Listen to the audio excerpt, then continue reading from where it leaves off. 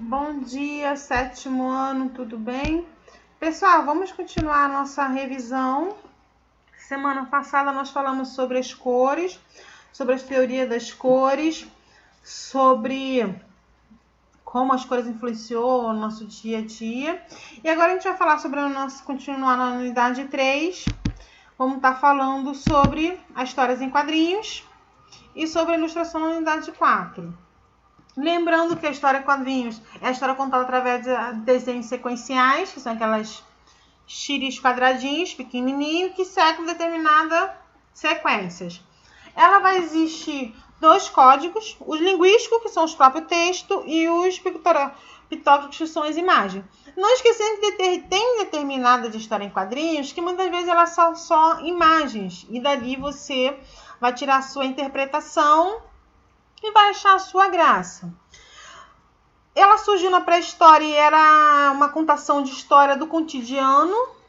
Os homens da caverna começavam a colocar, a desenhar o que acontecia dentro do seu dia a dia, sobre a caça, se a caça era muito boa, a colheita, e é uma história é considerada uma história em quadrinho por causa disso, por causa das imagens que contavam o que acontecia.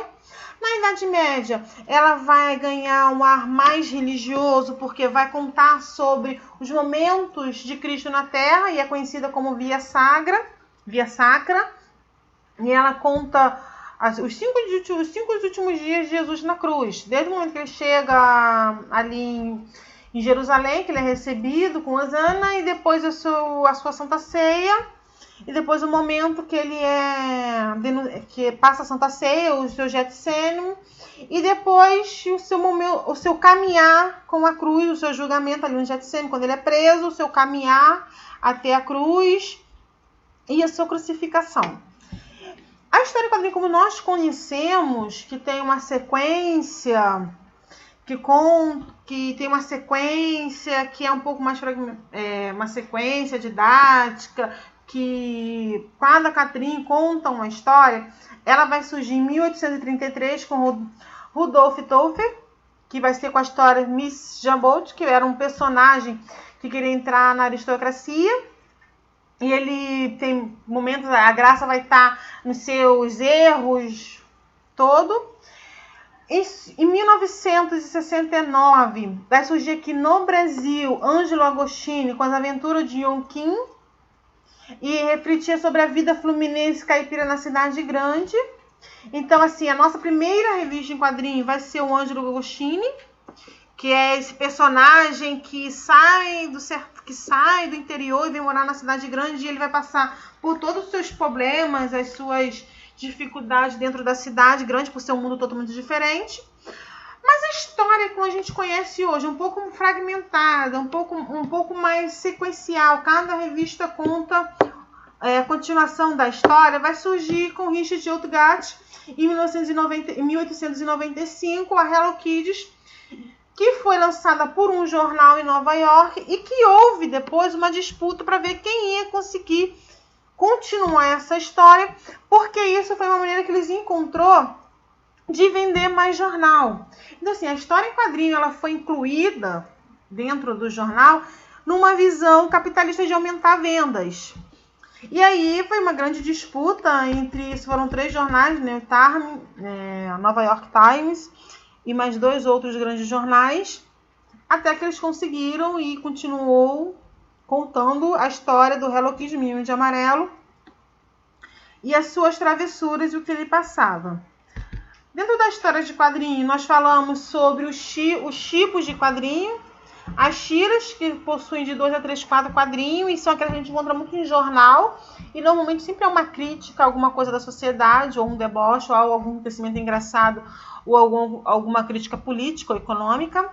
Os cartoons, que são aqueles desenhos com características exageradas, e é o que vai dar um pouco mais de liberdade aos desenhistas na hora das suas construções.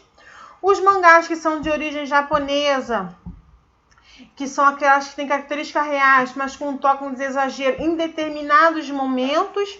Quando ele está com raiva, aí eles fazem aquela expressão de raiva bem exagerada. E não esquecendo que a leitura do mangá é diferente da nossa, porque eles começam de trás para frente e da esquerda para a direita. Mas temos os gibis, que são os considerados os QGs comerciais, e muitos deles são direcionados ao público infantil, e a base dele vai ser o cartoon, com características um pouco mais exageradas. A comics, que são aquelas de super-heróis, que são, os traços são muito mais realistas, e é destinado aos públicos mais jovens. E vamos ter a graphic novel, que são para o público adulto e que as suas histórias são um pouco mais sérias, um pouco mais longas, mais densas, mais elaboradas. Dentro do quadrinho também falamos sobre os elementos da QG. O letreiro ou recartatório, como a gente estava falando, é a fala do narrador. Um dia, normalmente ele está sempre fora do quadrinho, ou no cantinho, ou num balão fora do quadro especificamente. E é a fala do narrador explicando alguma coisa que não está tão visível. A onomatopeia, que é a representação do som, para dar uma ênfase maior no que está acontecendo ali naquela cena. O desenho, a imagem gráfica, né, que é o principal. Nós vamos ter a vinheta e os quadrados, que realmente é o quadrado. É o quadradinho onde a cena toda acontece. A calha é o vão entre um quadrinho e outro, e é para delimitar o tempo. Se o espaço entre elas é pequeno, significa que o tempo passou pequenininho, que o tempo foi pouco. Mas se o espaço entre os quadrinhos e outro for maior, significa que passou um tempo maior, tipo assim, de um dia para o outro, entendeu? Na narrativa visual, que é a sequência a qual ele aqui no QG escrevemos da esquerda para a direita, de cima para baixo. O mangá, desculpa, até falei, o mangá ele é da direita para a esquerda. Ele é diferente da nossa aqui no Ocidente. No Oriente ele é da direita para a esquerda, de trás para frente. E os balões, que vai simbolizar a fala do próprio personagem e vai conter ali todo o que está acontecendo naquela historinha. E por falar em balões, falamos também sobre os tipos de balões, sobre a fala do personagem, que é aquele que é um pouco mais certinho, sobre o que é cheio de pontinho, que é o cochicho, se parece uma nuvem, é um pensamento, se ele está um pouco mais estrelado, com pontiagudos, é um grito, ou uma sensação de raiva também, é um sentimento mais forte. Se ele tiver vários risquinhos de fala, é uma fala em grupo. Aí, se for um de pensamento, mas tiver uma lâmpadazinha assim, é o pensamento, é uma ideia, ou a ideia e o pensamento vão estar muito juntos. E tem o do personagem da dúvida, que é interpretado por um ponto de interrogação, o de exclamação, que é admiração, 3 pontos, é porque o personagem não sabe o que ele vai falar. Choro, normalmente de choro, ele vai estar como se fosse se derretendo. O símbolo das notas musicais é uma música, repetindo uma música. Ou todo preto, dependendo. Ou todo preto vai ser um personagem meio zangado. A parte de raiva vai ser ou todo preto, ou também o outro cheio de pontas. Entramos na nossa unidade 4, falando sobre a ilustração do texto, que é aquela imagem que é utilizada para acompanhar e explicar, que é para interpretar o que está sendo falado no texto, ou muitas vezes só para decorar. A gente encontra muitas ilustrações em livros infantis. Quando a gente conta a história dos 3 porquinhos, muitos dos livros tem todos os detalhes dos porquinhos, do lobo, ele derrubando a casa. Na primeira, os porquinhos brigando para quem vai fazer a casa. Aí o preguiçoso que quer fazer a casa de palha. O outro que não é tão preguiçoso assim, aí faz a de madeira. Mas o outro que é o responsável, faz a sua casa de tijolo. Depois mostra o lobo vindo perseguir eles. Então, assim, esses desenhos é para você ajudar a interpretar aquele texto. A ilustração ela é muito usada dentro dos jornais. E dentro dos jornais a gente encontra muita infografia, que são, o nome já vem, infografia, que serve para que você entenda melhor um texto um pouco mais formal, um texto explicativo, um texto de uma determinada pesquisa, que vai mostrar com detalhes a informação da reportagem. A gente encontra em revistas e livros, principalmente, como eu falei, sobre o infanto-juvenil. Tem muitos livros infanto-juvenil que você vai ter mais a ilustração do que é propriamente o texto.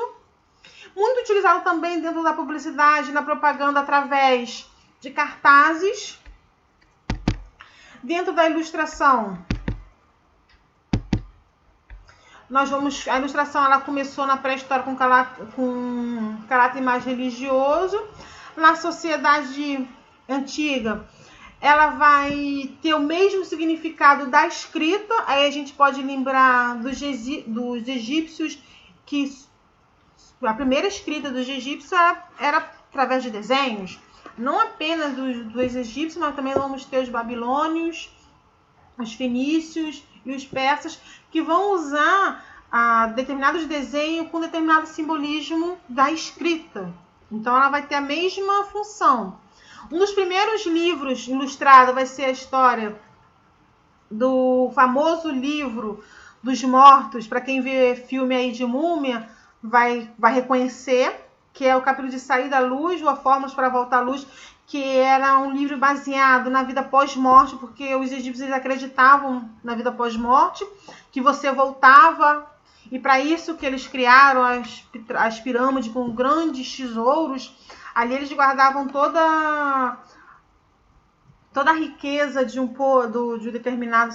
determinado faraó, e preparava tudo para quando esse faraó voltasse à vida, ele pudesse passar dessa vida para outra com suas riquezas e depois pudesse voltar.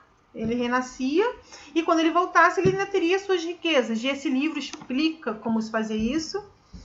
E é o famoso livro dos filmes da múmia, que todo mundo pega o livro e acaba ressuscitando uma múmia, e a gente tem um monte de catástrofe acontecendo nos filmes.